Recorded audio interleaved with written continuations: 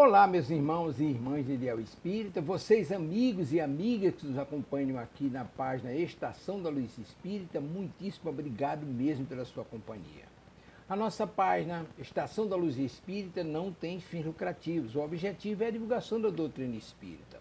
E é por isso que nós reunimos aqui esta sede de matérias espíritas para que possa atender às suas necessidades, estudo, lazer, pesquisa. Você encontra aqui na nossa página Estação da Luz Espírita os livros da codificação, obras suplementares, entrevistas, palestras e os programas da Web Rádio Estação da Luz de Natal e Web Rádio Cristo Consolador de São Paulo. Ou seja, um acervo que atenda às suas necessidades, sem fins lucrativos. O objetivo é a divulgação da doutrina espírita. E agora eu convido você para nos acompanhar na reprodução de mais esse trabalho imperdível. Muito obrigado mesmo pela sua companhia e vamos juntos!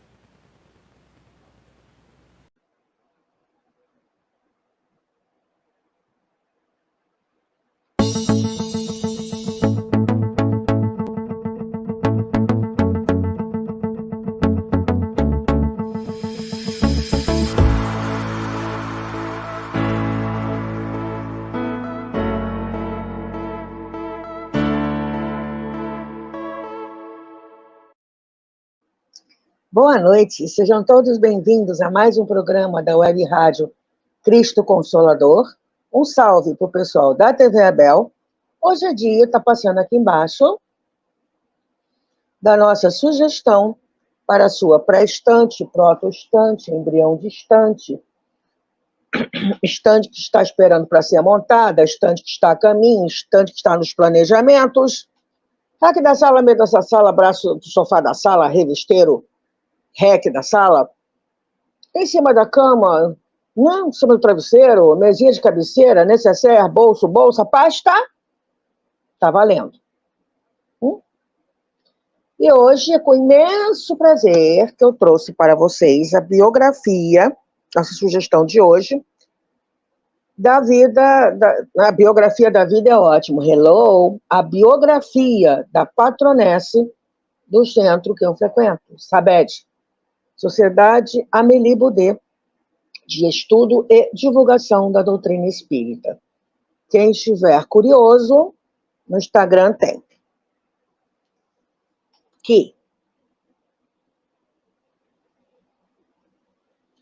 Mas para a gente começar bem, vamos fazer a nossa prece? Graças a Deus. Gratidão, Senhor Jesus, por cada um dos seus mensageiros no bem que trabalhou para a implantação da doutrina espírita. Gratidão a Amélie Gabrielle Boudet por tudo que ela fez pela doutrina. Gratidão a Maria por nos acolher e nos sustentar. Que todos nós, encarnados e desencarnados, possamos estar em paz. Graças a Deus. Pergunta número 1, como você está se sentindo hoje? Pergunta número 2, a água está por aí? Hoje eu vou precisar mais cedinho.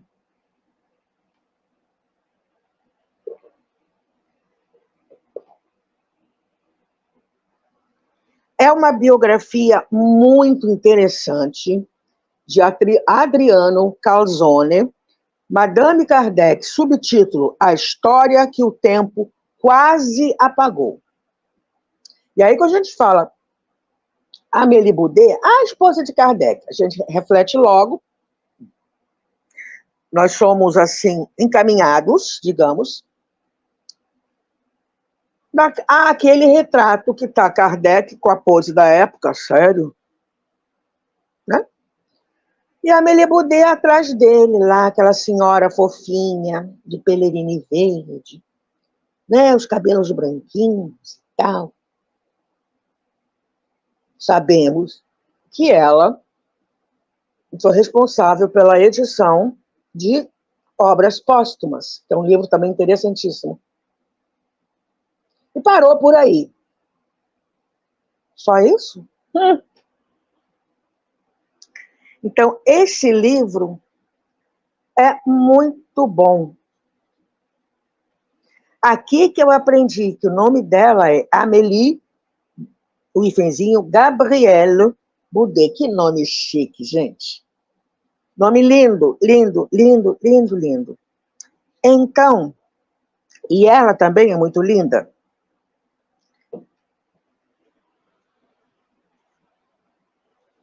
Contracapa do livro.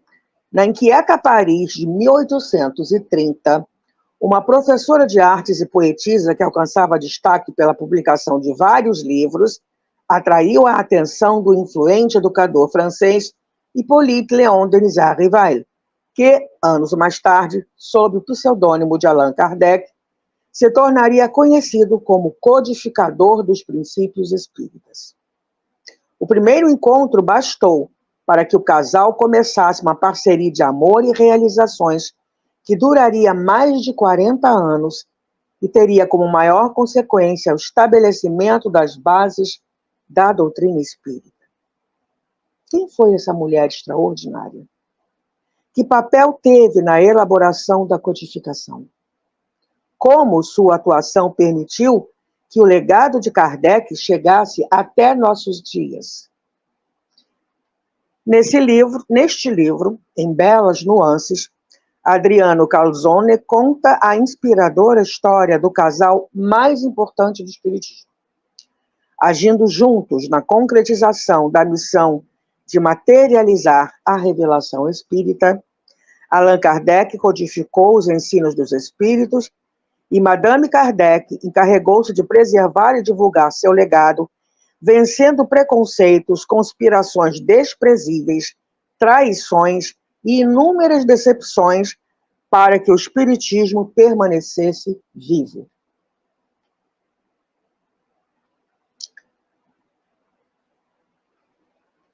Então, no sumário, nós vemos que são 282 páginas. Gente, muito gostoso de ser lido, muito gostoso de ser estudado, tá? E o biógrafo dividiu assim, em partes. Vamos aqui. Parte 1, da menina Amélie a Madame Kardec. Então, abrange de 1795 a 1869. Os títulos são lindos. Amar Amélie, Julien e Julie, que são os pais dela, estudar, estudar, estudar, prazer Amélie Gabrielle Boudet, e foi, né? Até ela, 1857, o ano do Espiritismo, outro capítulo, protetora das artes mediúnicas, a gente não sabia disso, fique sabendo. E aí, secretária Gabi, será que ela tinha apenas, né, ele coloca assim, ela não foi apenas uma mera secretária de Kardec, foi muito mais que isso. Na parte 2, Viúva Kardec, de 1869 a 1883. Vários capítulos, tá? Até o desencarne dela. E parte 3, depois dos Kardec. Auto de Fé, nos Kardecs, os Ouros da Viúva, etc. e tal.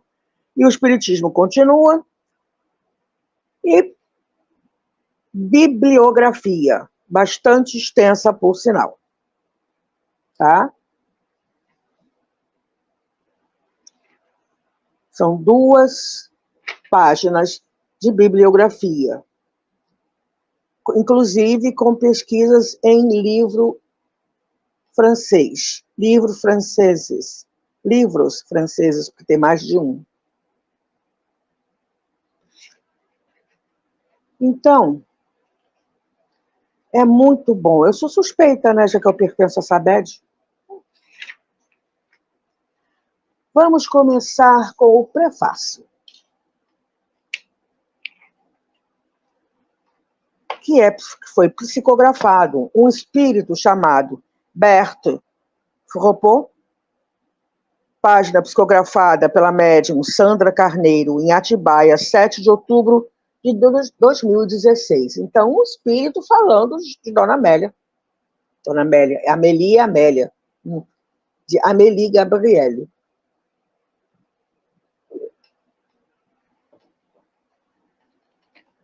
Amélie Gabriele Boudet, discreta e reservada, me concedeu o privilégio de apresentar sua própria história, contada aqui com detalhes inéditos e em suas mais belas nuances.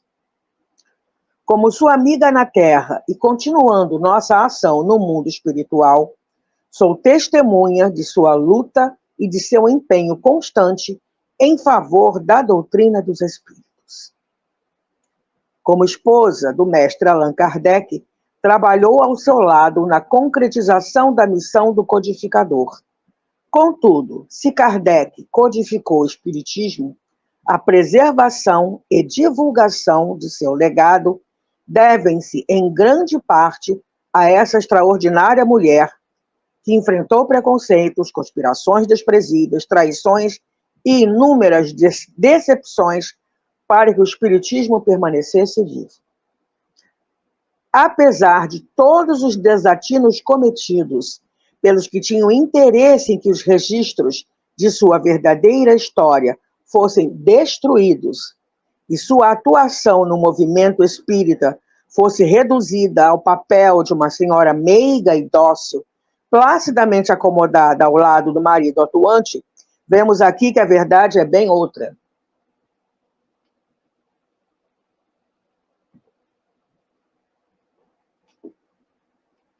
Pelas páginas deste livro, de leitura agradável e leve, apresenta-se a verdadeira Madame Kardec, em toda a sua força e individualidade. Uma mulher que não permitiu que as vozes da cultura e da sociedade da época abafassem sua essência, fortalecendo-se em suas convicções doutrinárias para levar avante os ensinos dos espíritos. A vida desse casal é inspiradora para o mundo contemporâneo, onde os valores morais e espirituais são desprezados, em que o materialismo prevalece, inclusive nas fileiras espíritas, sorrateira ou ostensivamente, convencendo inúmeros adeptos de que esse é o estado natural das coisas e de que seu domínio é quase intransponível.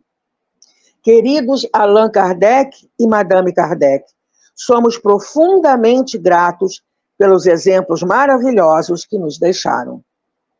Acompanhei de perto a elaboração desta obra, satisfeita com cada descoberta e constatação apreendida pelo autor e médium, Adriano Calzone, esse irmão tão querido.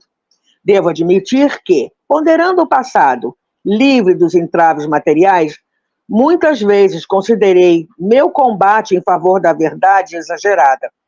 Entretanto, constatando o caminhar lento e dúbio da humanidade, em especial dos espíritas, no que tange a seu próprio desenvolvimento espiritual, olha que puxão de orelhas bonito. Concluo que levantar a bandeira pela verdade foi e ainda é fundamental. Jesus foi o seu maior defensor ao afirmar: e conhecereis a verdade vos libertará. É imprescindível que a doutrina libertadora que os espíritos nos legaram pelas mãos dos Kardec prossiga firme e inabalável em sua missão de despertar consciências, enfraquecendo o materialismo e aproximando o homem de Deus. Deixo aqui registrado meu grande respeito e carinho a todos aqueles que abraçam a tarefa de disseminar o espiritismo. Força, irmãos! Estamos unidos nos dois planos da vida com o propósito de fazer brilhar a luz divina em nós mesmos e em todos os corações. Muita luz. Berto Robô.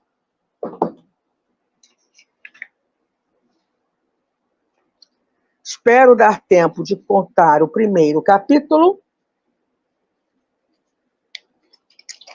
e mais um trechinho. Vamos ver. Capítulo 1, Amar Amélie.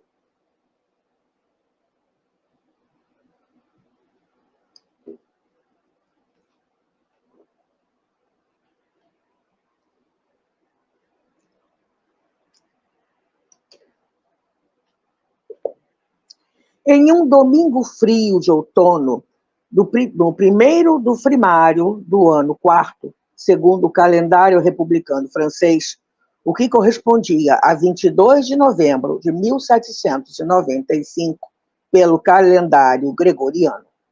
Nesse mês de geadas, nascia Amélie Gabrielle Boudet. Enquanto o choro do bebê Amélie preenchia a casa dos Boudet de alegria, lá fora se ouvia um pranto coletivo muito mais alto e triste. Apesar de uma trégua de paz naquele ano, ainda eram tempos muito difíceis. A menina nascera em Thiès, Thiais, eu acho que se lê assim, comuna do departamento do Val-de-Marne, 19 quilômetros ao sul de Paris. Encravado em uma encosta que domina o Vale do Sena, o vilarejo tinha pouco mais de 1.000 habitantes, quando ela veio ao mundo, e foi, por um longo período, uma apagada aldeia da ilha de França.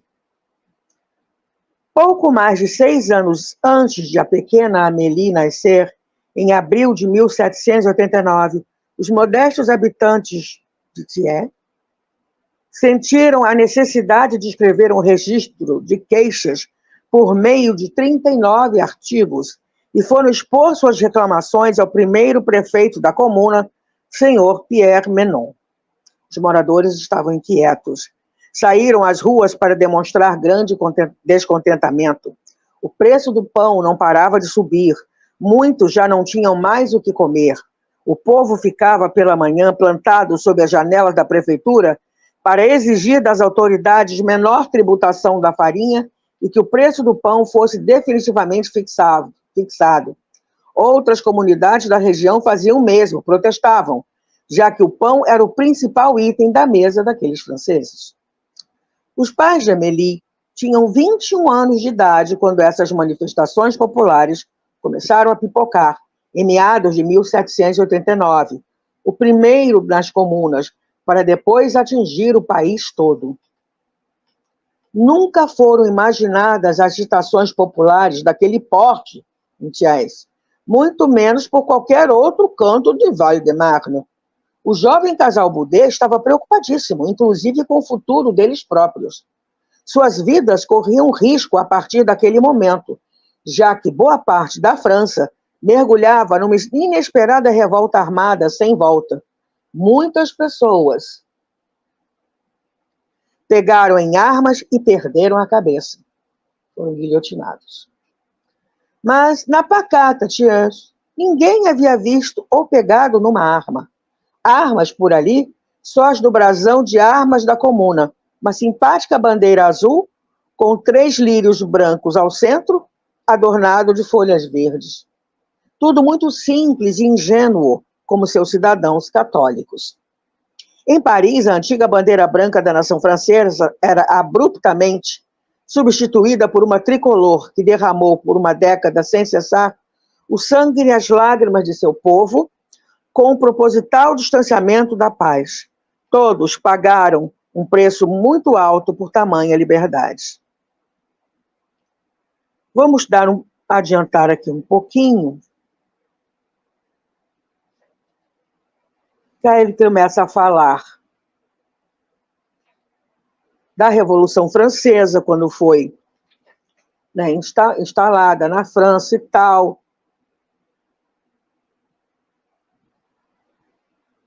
Como visto, a tranquila Amélie Gabrielle Boudet encarnava numa época bastante tumultuada, e seus pais, protegidos na residência de Thiers, a 19 quilômetros do olho do furacão de Paris, pediam a Deus que não perdessem a cabeça, já que agora tinham um forte motivo para continuar vivendo: amar Amélie. E foi nessa época que alguém empunhando uma lança cuja ponta erguida sustentava a cabeça decepada e maquiada de um guarda real, ousou berrar: Liberté, égalité, fraternité ou la mort. Viva a Revolução Francesa! Liberdade, igualdade, fraternidade ou morrer. Viva a Revolução Francesa! A Amélie sempre gostou de estudar muito, muito, muito, muito, muito, muito, muito, e sempre, quando pôde, nos diversos colégios que ela frequentou, ela tinha sempre o pendor para as artes, e ela gostava da filosofia de ensino de quem? Pestalozzi. Ela se guiava, ela se tornou o que a gente considera hoje uma professora normal, né? Voltada para as artes. Ela teve 3 livros publicados, porque ela via, primeiro porque ela via nos museus que ela frequentava, né, o Museu do Louvre, ela via aquelas estátuas, aquelas pinturas maravilhosas, e o ensino das artes na escola era muito cartesiano. Você tem o rosto, você desenha assim, assim, assim, assim, assim, sempre do mesmo jeito. Tinha o papel correto, tinha o lápis correto, com a ponta correta. E era tudo muito assim, cartesiano. E ela olhava para aquelas imagens e disse: não é isso, não é assim. E ela via que o povo estava muito distanciado da arte em geral. E ela se dedicou, ela publicou 3 livros sobre o estudo da arte, e que chamou a atenção de todo mundo. Tem um pedaço que diz assim, ó: mulheres que publicavam livros e, ao mesmo tempo, se destacavam com respeito na sociedade eram minoria. Amélie Gabrielle Boudet estava entre elas. E ela publicou 3 livros. Solteirona, porque quem não casasse aos 15 anos era solteira. E ela tinha... Se ela não quisesse casar, ela não casaria, porque os pais dela tinham uma certa reserva financeira que ela ia herdar. Ela não estava nem um pouco preocupada com casar.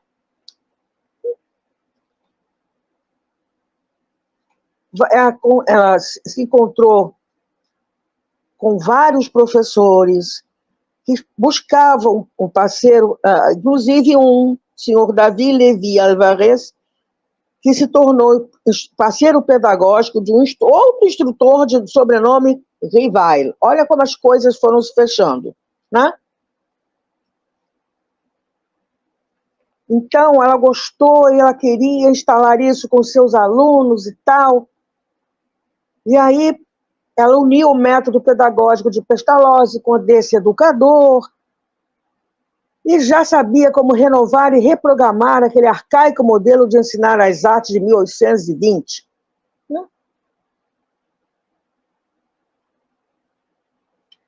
Já educadora, já formada como educadora, ela se formou com um nível daquilo que a gente chama hoje em dia de pedagoga. Ela era uma pedagoga. Instituteur, se eu não me engano.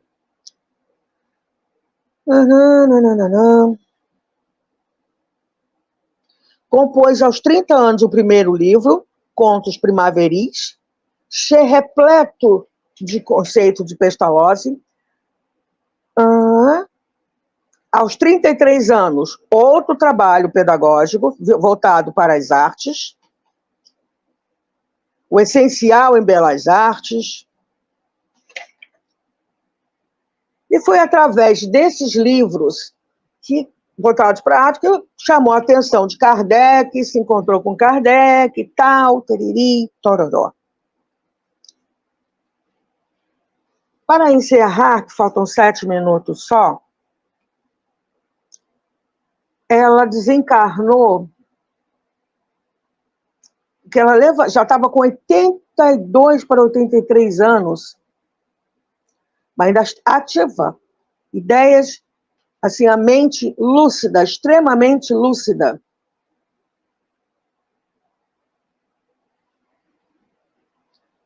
Mas ela levantou, aqui, ó.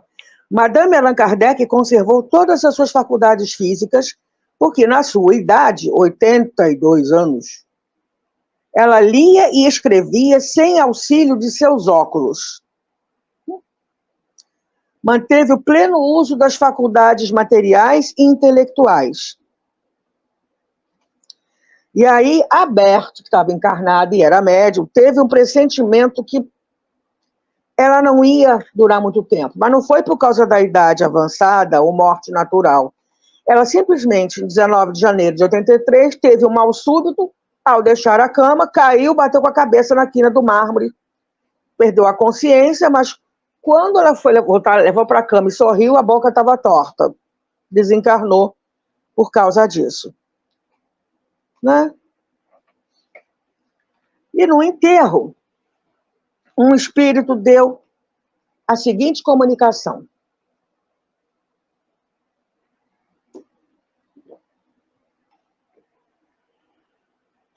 24 horas apenas após o desencarne de Madame Kardec.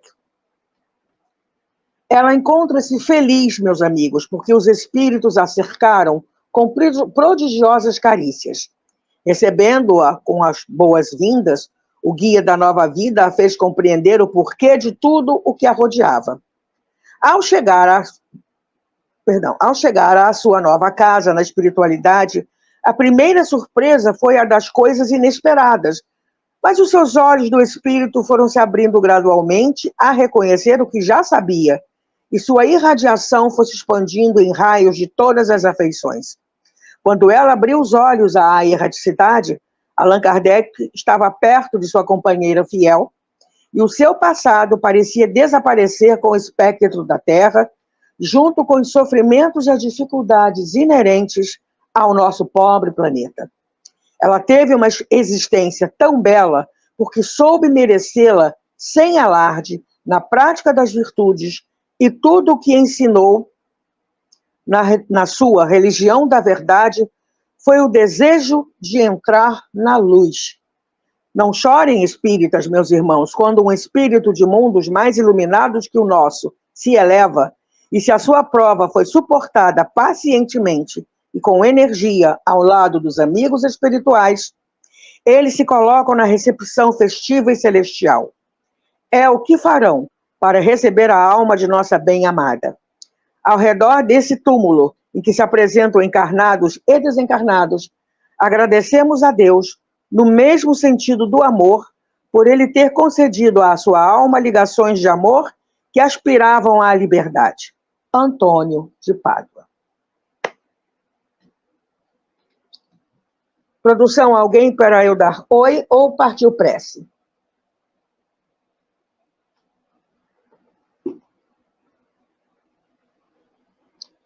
Oi, Márcia Oliveira, boa noite. Que bom que você apareceu, me fez companhia. Obrigada. Vamos fazer a nossa prece. Graças a Deus. Gratidão, Senhor Jesus, pelo muito que nós recebemos através da doutrina espírita. Gratidão a Amélie Boudet por nos sustentar e continuar em trabalho ativo em prol dessa mesma doutrina. Gratidão por tudo o que fez, que quase sumiu, mas o seu legado continua entre nós. Gratidão. Gratidão à patronesse da nossa casa, gratidão a esse espírito espírita que continua batalhando pela divulgação da doutrina espírita.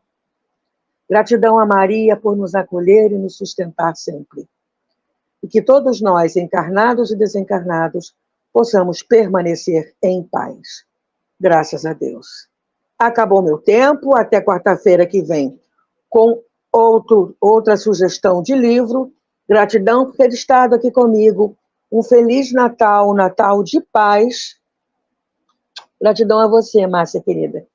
Um Natal de paz para todos nós. Saúde e paz. Tchau. chegamos ao final da nossa atividade. Muitíssimo obrigado mesmo pela sua companhia e espero você no próximo evento.